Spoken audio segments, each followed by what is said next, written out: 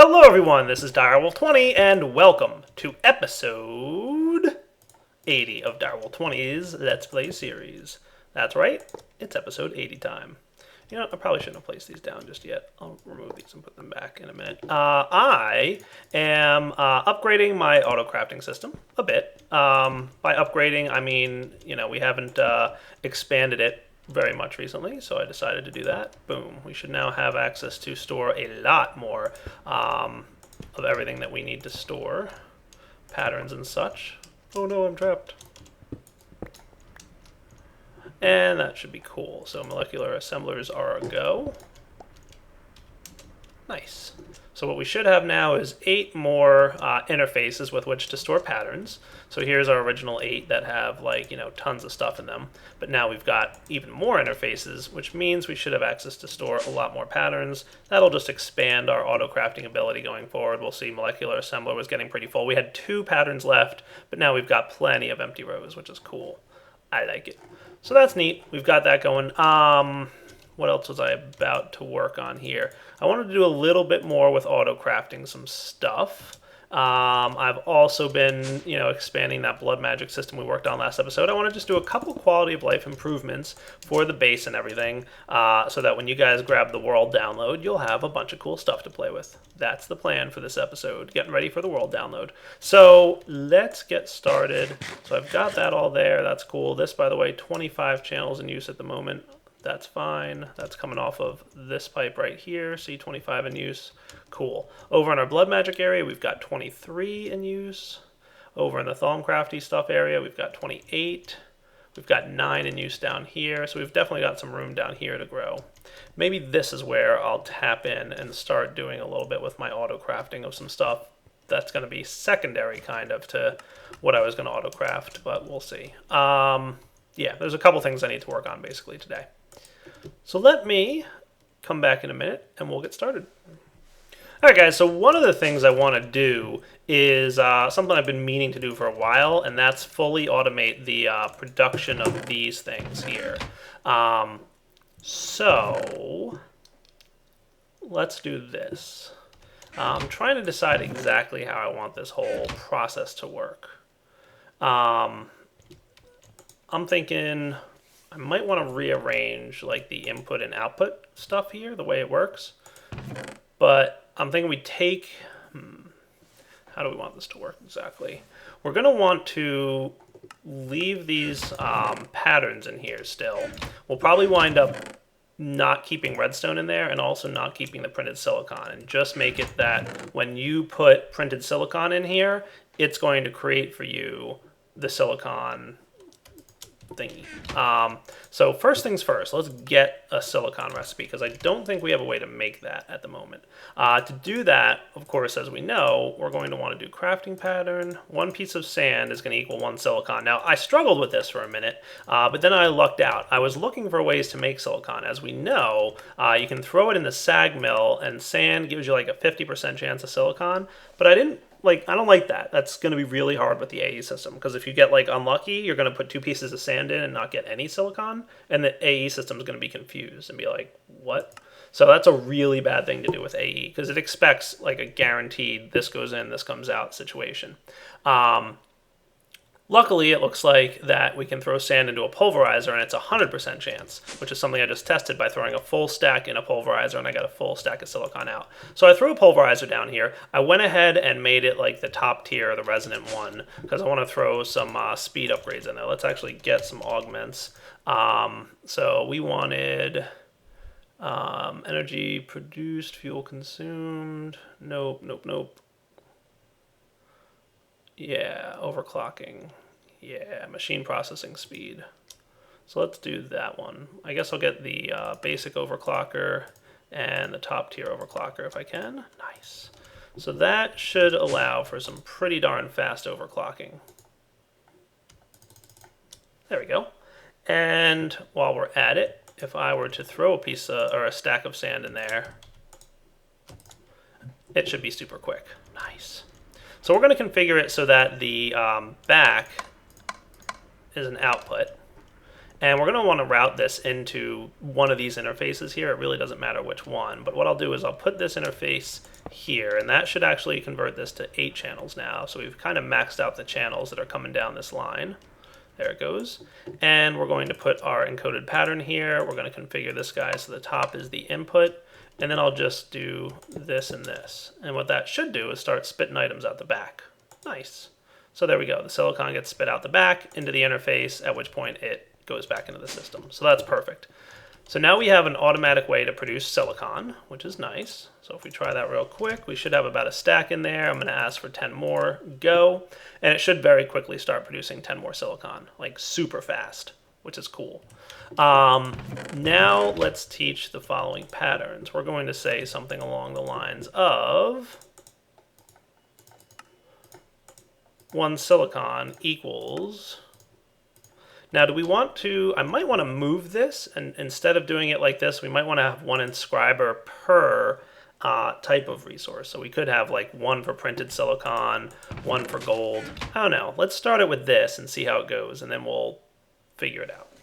All right, guys, so what I'm thinking is I just place an ME interface on the back here, and instead of outputting items into the chest, we'll output them to the ME interface. So we'll remove chest as an option here. So that way, check this out. If we look at silicon in here, that's cool. And if we pop a piece of silicon in here, what we should see is that it'll output into the AE system, in theory. Oh, right. Of course, it'll go into here, but not into the AE system yet because we need to run some stuff. The other option was, because the other thing I would want to do then, I wouldn't mind the interface being both on the iron chest and, but that would probably propose a problem for me. You know what? No, I could do this. Let's do it like this. We'll put this here. Well, because then it doesn't look good. Yeah, that's the trick. It's making it look nice. Let me think for a sec. All right, yeah, let's try this. If I put this here, this will have to be 2 interfaces, so that's fine. That'll be all right. We'll live. But we'll do this, then we'll configure this output inventory to be the ME interface again. So that should work. It'll be this one that it outputs to. It's going to use 2, but that's okay. And then I just need to run cabling down like so. Cool. So this is the ME interface that the patterns will go into, like this guy. We've got the channels for it down here, so I'm not going to worry about using an extra channel. So that should now tap in and be 7 of 8. Dun, dun, dun, dun. Hooray! And if we jump back up there, what we should be able to do now is request silicon. So craft one of those, please. Start. And what it should do is stamp it. We just saw it go. And then silicon, there's 1. Awesome. That's cool. So what I'm going to do next then is jump down here and tell this guy to keep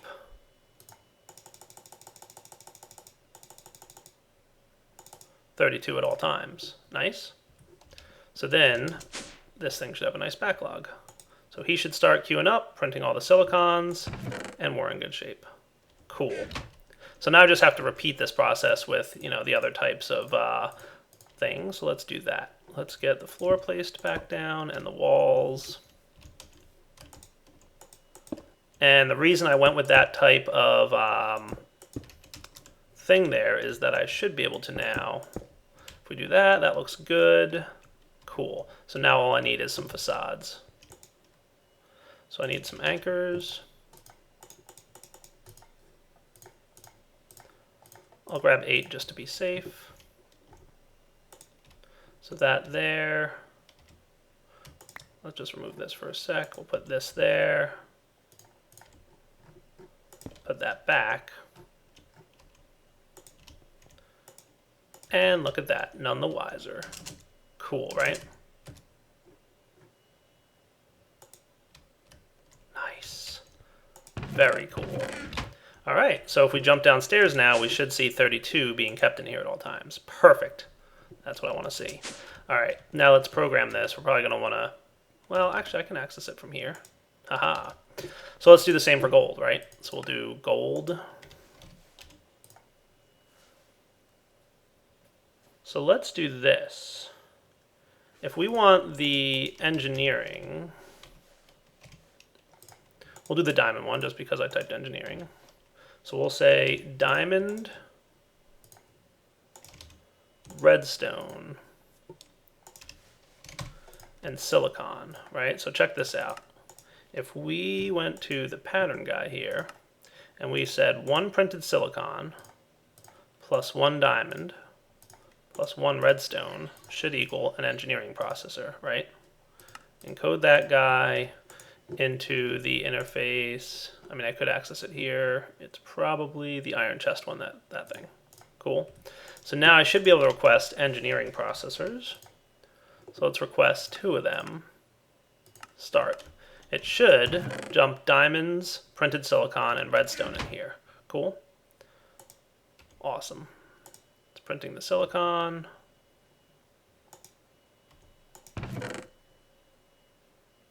Oh, right, you output. Oh, okay. That's true. So what I should do then is change this output.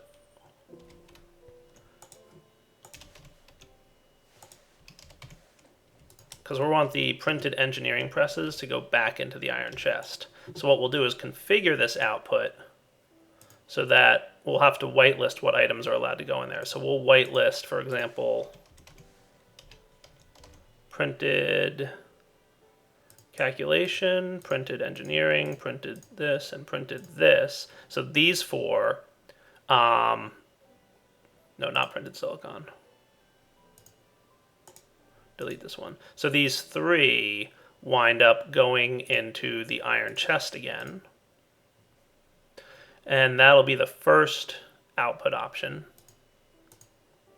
And then we'll have another output here that goes into the interface. And it'll be an empty blacklist.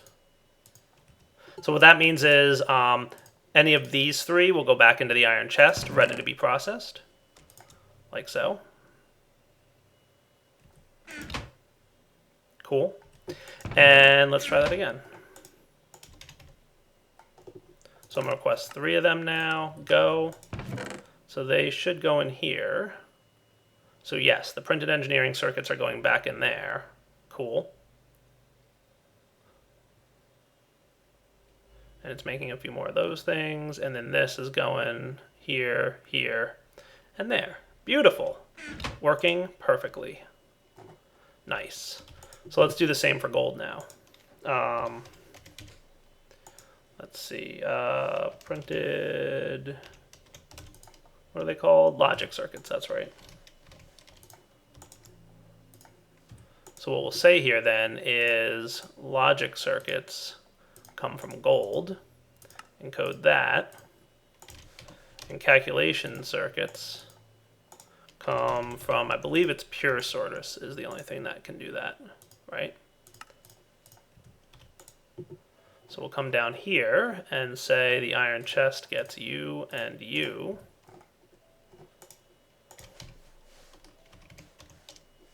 So now if we do logic processor times 3, start, this thing should kick off, start stamping the gold printed logic circuits. Stamp the silicon,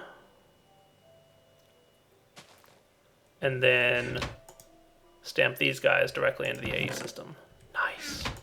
That's working perfectly. I like it. So now let's do, we'll do logic,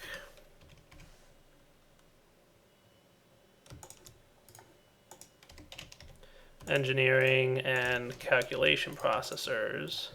And we'll tell this thing to also keep 32 of these at all times. 32. And if this works without any hiccups, we'll know that we did a good job.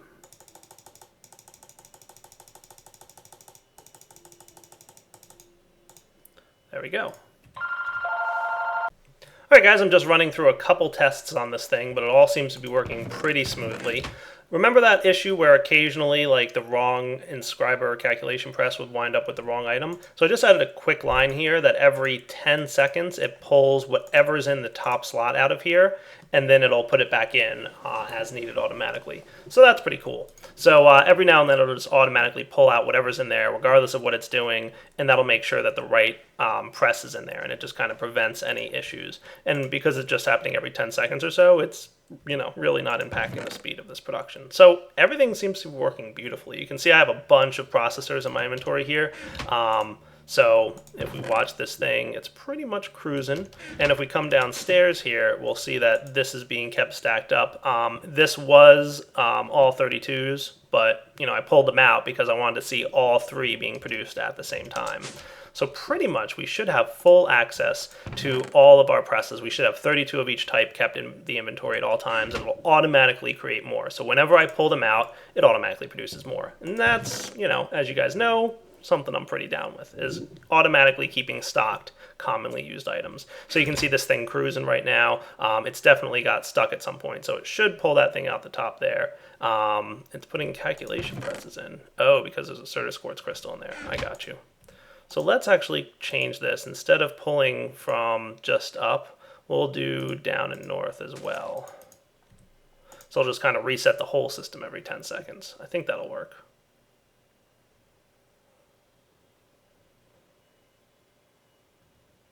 Should be able to pull that out of there.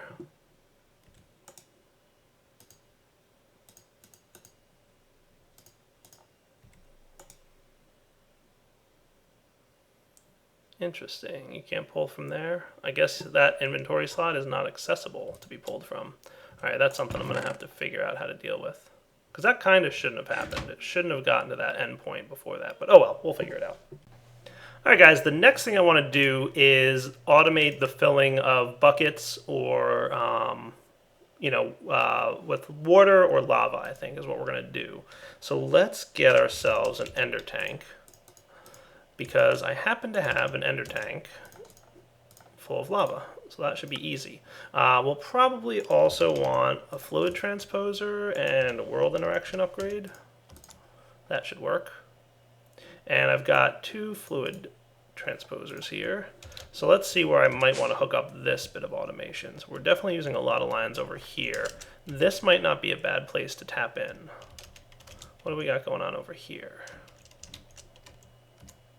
So we've got this thing here with 4 channels.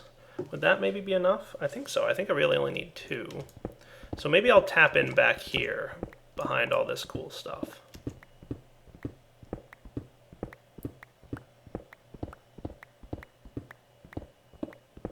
And the basic plan is, I know there's going to be several things going forward, but at least for now it's related to the blood magic stuff I've been doing. That's going to need to be constantly filled with both lava or water or something along those lines. So let's do this. We'll put the 2 fluid transposers here. So I'm thinking, let's do this one and this one. You know what else I might want is, do we have any hardened liquid ducts?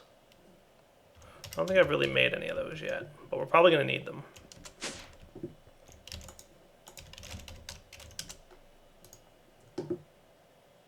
Yeah, hardened fluid ducts. Oh, really? Hold on. I should have been cooking up, nice, some hardened glass. That'll do. I like hearing explosions. It's always a comforting feeling.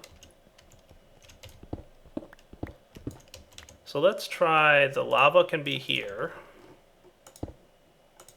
And this will have blue import here. That should start flowing lava into the side. Nice. And then we'll have, how am I for interfaces at the moment? We're going to want 2 of these bad boys. Go. And we'll configure this guy to insert from the top. This guy can insert from the top and bottom. And underneath here,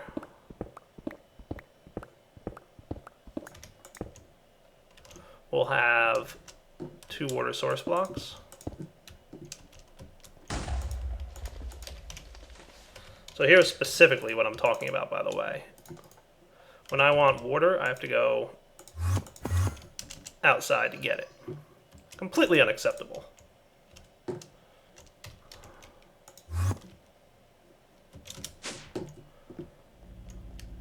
So let's put this guy over here, and let's automate the creation of water and whatever else, right? So we'll do that, and then the liquid duct can go here. When I remove this, once I place the world interaction upgrade in here, he should start filling up with water. Nice. That looks pretty ideal. And this thing already full. Beautiful. So that will definitely get us going there. The only other thing we need then is some power. I could probably run the power line into the middle here. So let's get some flux ducts. I've got hardened and I've got redstone energy. We'll grab both because I'm not really sure what's on this line here. But I should be able to tap in right behind here. Let's go into bat mode. No, we'll go ender mini mode for this one.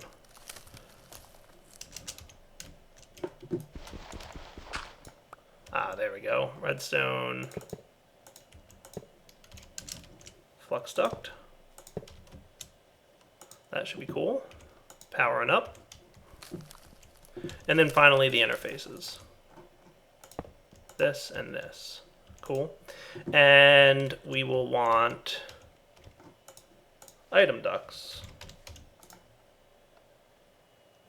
Sure, impulse, why not? Oh no, we only have 1 impulse? That's not good.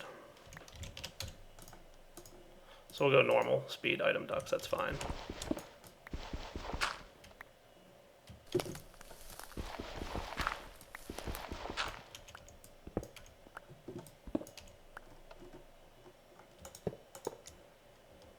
And we'll configure this guy to output out the back. That should do. Cool. And, ooh, I actually had a neat idea. Something I might want to show you guys. Maybe this would be a good opportunity to use... Where is it? It's one of the item ducts. Flux plated item fluid duct? No, flux plated...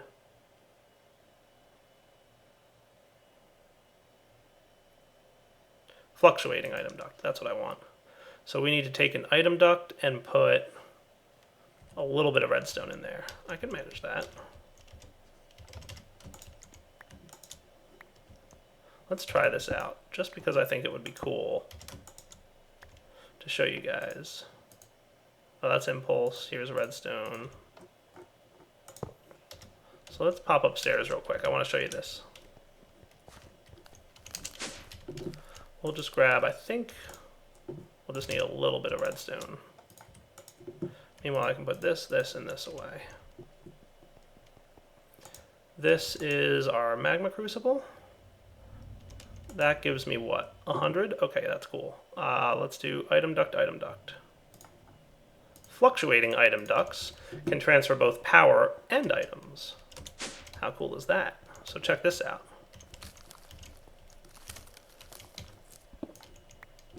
If I put a item duct here and a fluctuating item duct here, this thing should be powering this machine. So if I went like this, notice that the power is staying full. And then this thing goes back, loops up there, and right into the ME interface. Cool, right? So I actually don't need you or you, and this can stay well hidden. Nice, right? So we'll put, again, the fluctuating item duct here, the regular item duct here, and when we put a bucket in, it maintains its power. Water bucket, configure this for output, and out will go that directly into the ME interface. Nice. I like that. Cool.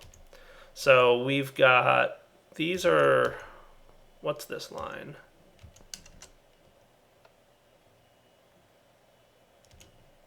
confusing, that's what it is. So this is an ME output, okay.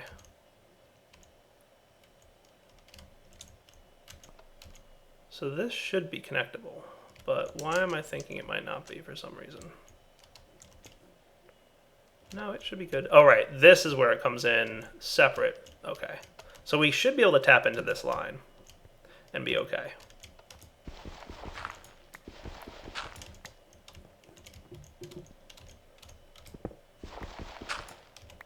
So we've got any more cable?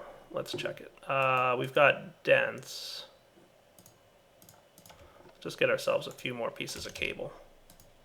And we should not be at the point where we need to be stingy about this type. So let's just snag 20 of them real quick.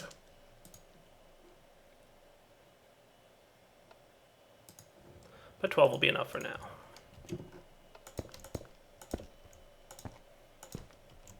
Nice. So these should be good here. Awesome.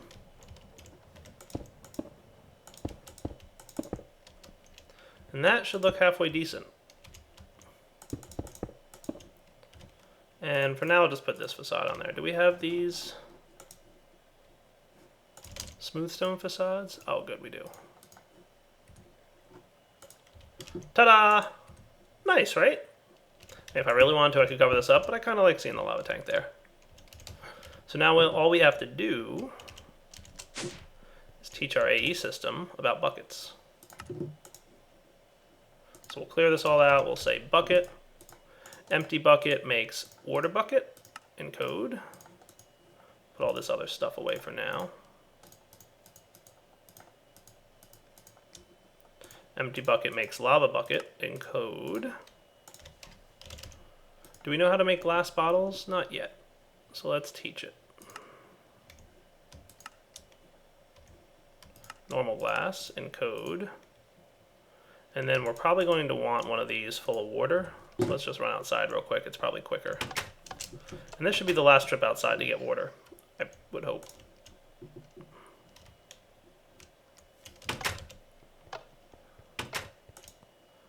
And we'll clear this out and say glass bottle yields water bottle.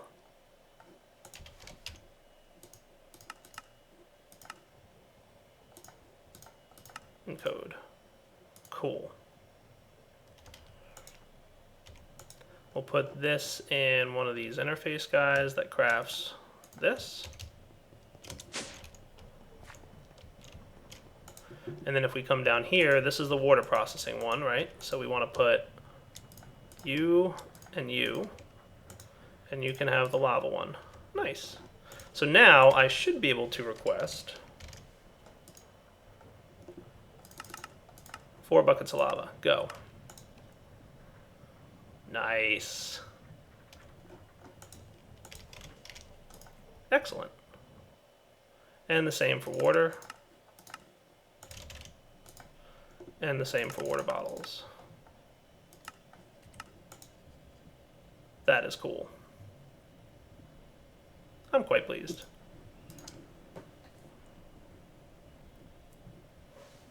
So why, pray tell, was I doing what I just did? Well, partially because I needed lava buckets for some of my alchemic chemistry, which I hadn't set up yet, but now we did. Out of curiosity, well, hopefully it'll clear out the bucket. I'm thinking it probably will, but let's see. So I should be able to put incendium in here now, and it should clear away the empty bucket. And throw it back in the AE system, I would think. Nice, it did. Cool. So we'll take this guy back. We'll make this incendium. And we'll program this to be the export of incendium. That is light blue. So we'll grab our cables.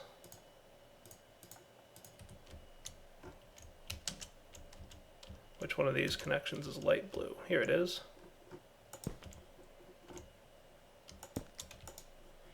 And we'll configure this guy to be incendium plus 10 ignored. Cool. So that should autocraft 10 incendium for me now. Beautiful. And the other 2 that I need to work on, yes, there's only 2 left. I believe those both require some kind of water elements. One's a water bucket and one's a water bottle. So let's see. Oh, the other one, that's ice. That's right. I need to autocraft ice. But water bottles, we need 3 water bottles and an ink sac. No problemo.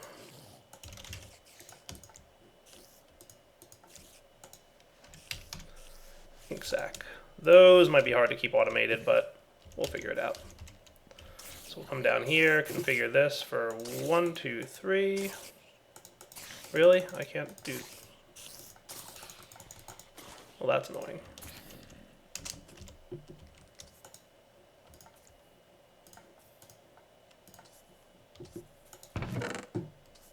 Oh well, at least that works. And we'll have to do an ink sac too. 1 ink sac. 1 ink sac. You know what, we shouldn't even really need... I could probably just... This should work without these two. Because it'll keep 1 in the inventory at all times, I think. We'll see what happens. So that's cool. That's cool. And this guy's pretty much done with his Incendium. Nice. Awesome. So let's just snag one of these. This auto crafts a new one for me because it does an awesome job. Water, water, and 1 more water bottle. Beautiful. So let's see if this works. I don't know if I need 3 in that chest or if it'll grab 1 at a time, but we'll find out. Oh good, it did. Nice. Perfect. So it does just keep 1 at a time, and that's cool. Nice, very nice. So obviously the system downstairs is, you know, crafting a bunch, but that's fine. Cool. So this can be this one, which will match back here, which is, what is that, light gray? Yeah, it's probably light gray. So which one of these guys is light gray? Okay.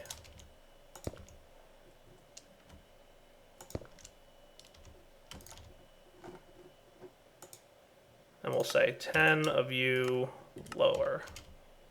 Cool. And he should start processing more Aqua Solis. Nice. All right, we'll be right back. All right, one last bit of automation, ice and snow. Check out this cool plan. I think this will work. Let's grab cables.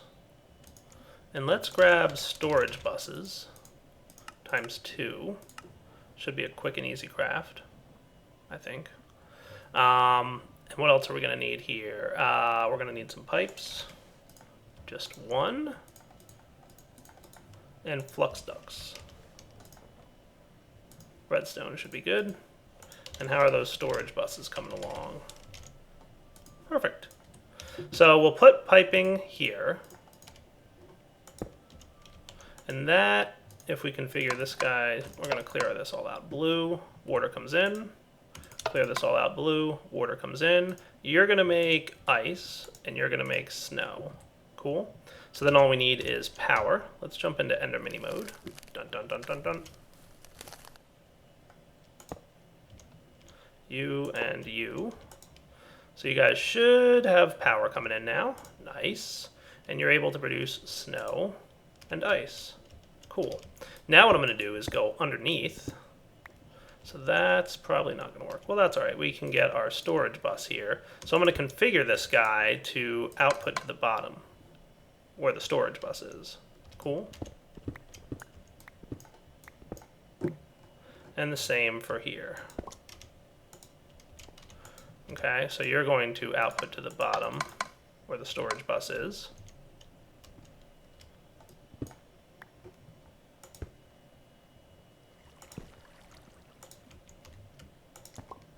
Cool. And then we can connect this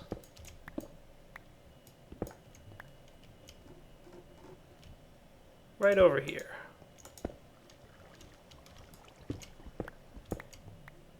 Oh, that's not the place I want to be. Let's find where we'll probably want to be, which is somewhere back here-ish.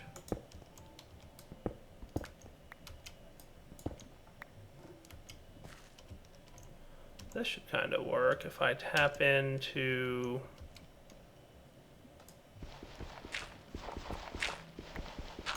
While I agree it's not the most elegant cable design, and Soren would probably have many words for me, that brings me up to 2 channels there. This guy should then jump to 8. Ta-da!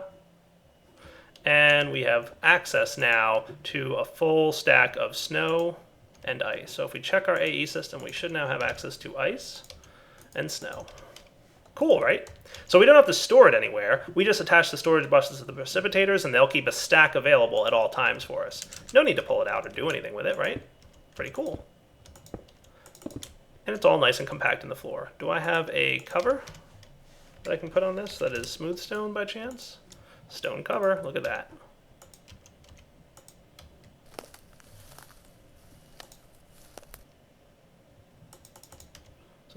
Oh, that's a thermodynamic stone cover. Okay. We need a micropart stone cover. Thermodynamics, forged microblocks, obsidian cover, forged microblocks, cobblestone cover. Why not? Haha, cool. Nice, right? Super compact, super easy, and using the existing system. And that should allow me to autocraft the last thing in this tier 1 system of autocrafting that I want to do. So then, in theory, we should have access to do something like this, and it'll automatically populate with snow and ice. Awesome. So let's do the last configuration of these things. We'll put this in there and close the door. We'll zip over to the other side. We'll configure this guy as a whitelist. Now, I believe we're using 8 channels here already, right? So let's real quick change this up. We're going to want some cable anchors to block some things. So might need to be a little bit careful with how we do this, but I'm thinking if I just placed a cable anchor here,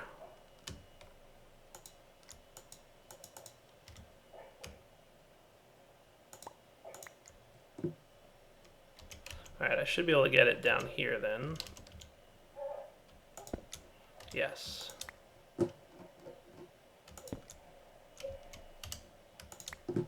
Cable anchors are a little tricky to place at times, but that's okay. And then we can place,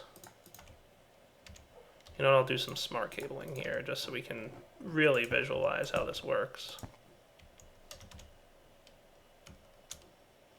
Get a few more pieces of smart cable while I'm at it.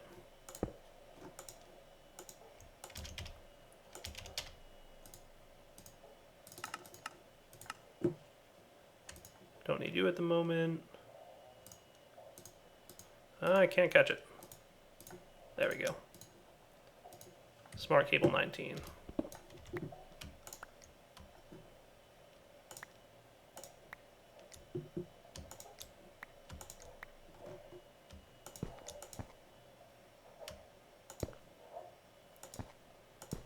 Cool. So these guys are not connecting to those guys. Of course, I could have done that with coloring if I wanted to. But this will be the last level emitter that we want to do, and we'll put crystallosis stuff there low. And then up here, we're going to remove these lines and just replace them with some dense cable.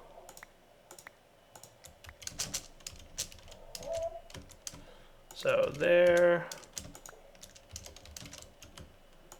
there, and there. This will become dense cable coming out of here.